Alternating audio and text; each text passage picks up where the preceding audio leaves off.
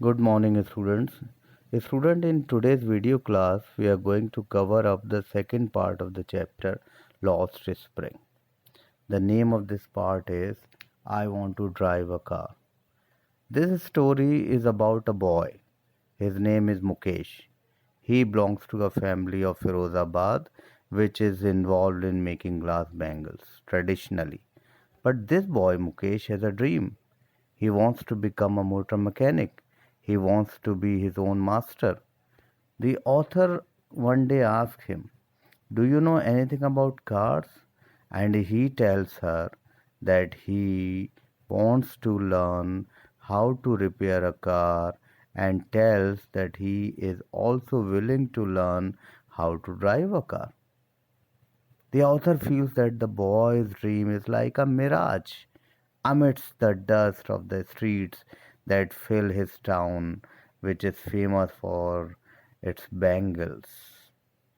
The place from where this boy has come Firoz, is Firozabad, and this is everybody knows is famous for glass bangles. So when they make glass bangles, students, lots of dust is produced actually. The town is full of that dust. So this boy's dream looks very hazy. It looks very dim, and the probability that he can achieve his dream is very low. His family is not ready to accept the inaptness of this industry, this profession, which harms them physically and providing them enough resources to even eat to their satisfaction. Further, the author says that his family does not know that it is illegal for their children to work in the furnaces with high temperature in closed, dark cells that do not have any fresh air and light. And the author says, that if the law is imposed properly, they could get out all these children who have to work in such hot furnaces and have to slog their hours, their daylight hours. And daylight hours means when they are supposed to go out and play, they are working in these hot furnaces.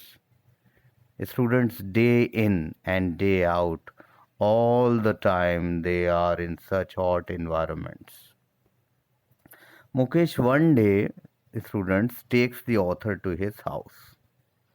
The lanes of the locality are stinking with choked garbage, but he is proud that his home is being rebuilt. She sees, author sees that it is just a half built shack. And over there in one corner, she sees his elder brother's wife is sitting and cooking food for the entire family. His grandmother says that making bangles is their karma, destiny, as they are born in a family of bangle makers. So this profession has been bestowed upon them by God only. They have accepted it as their destiny, and she says that this God given lineage cannot be broken by anyone. Their houses are full of bangles of different colors, and they have seen nothing else but bangles around them. They sit in dark huts, weld the pieces of colored glass into the circles of bangles. Author finds that their eyes are more adjusted to the dark than to the light outside, because most of the time they are sitting in these closed dark huts. That is why they lose their eyesight. The young children lose their eyesight before they become adults. A student, a young girl by the name of Savita, is there. She is sitting along with an elderly woman and she is soldering pieces of glass into bangles. The author wonders whether this girl knows the sanctity of the glass ornaments she she is making. These bangles actually signify that a woman's marriage is auspicious. The author feels that when she will also get married, she will realize the importance of these glass bangles that she is making. A student Mukesh grandfather is happy and satisfied that he has taught this profession to his next generation, and other than that he has built a house for them to live in. The author feels that Mukesh's grandfather is trying to tell her that he has achieved a lot more than what other people who are in the same profession cannot achieve. Grandmother, his grandmother, complains that she has never got enough food all her life. So, although she is contented that they are doing this profession which has been bestowed upon them by God, she has a complaint that she has not got enough food for herself to her satisfaction. The author asks them that they should get organized into a cooperative.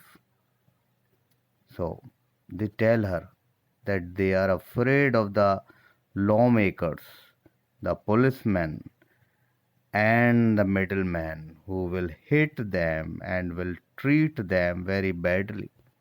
So they are afraid of these people and they do not make any organization because of this very reason only. So the author realizes that these two things, that is, the birth of a boy in a particular caste, the imposition of the family profession on him, and the second thing is middleman and the policeman, the lawmakers. These two things together impose upon these boys that they will carry on the work which has been passed on to them through the generations, and they do not dare to follow their dreams. Students, on the contrary, the author can see that the spark in Mukesh is still alive. His dream of doing something different than the art of bangle making is still there in him. The author questions him one day that whether he will like to fly planes. She goes beyond his dream of car mechanic and asks him that why don't you fly planes?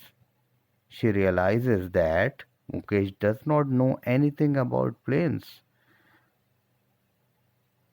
What he has seen around him is cars moving around in his town. So he is happy and content with his dream of becoming a car mechanic only. Then she asks him about planes. She gives him a further new idea. But this boy, Mukesh, gets very embarrassed because he does not know anything about them. That's all about the explanation of this chapter. Thank you, class.